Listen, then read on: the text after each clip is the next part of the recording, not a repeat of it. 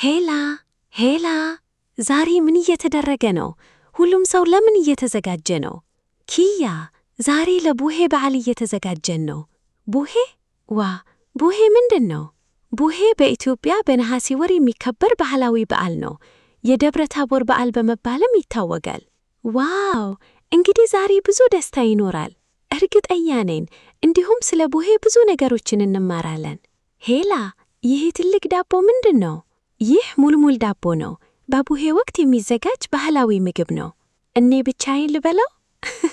አይ ኪያ፣ የቡሄ ውበቱ ከሌሎች ጋር መካፈል ነው። እንዴት?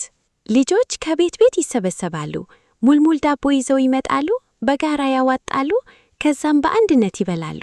አሁን ገባኝ። ቡሄ ማለት መካፈልና በጋራ መደሰትም ነው። ትክክል ነው ኪያ። ያ ድምፅ ምንድን ነው? እሱ ጅራፍ ነው። ጅራፍ ምን ይሰራል? ጅራፍ ከዛፍ ልጥ የሚሰራ ባህላዊ የገመድ አይነት ነው። ሲወዛወዝ ወይም ሲሸከረከር ደሽ ደሽ የሚል ድምፅ ያወጣል። እንዲህ ነው? አዎ፣ በጥንቃቄ ቦታ በመምረጥ እንዲህ በማወዛወዝ ድምፁን ማሰማት ይቻላል።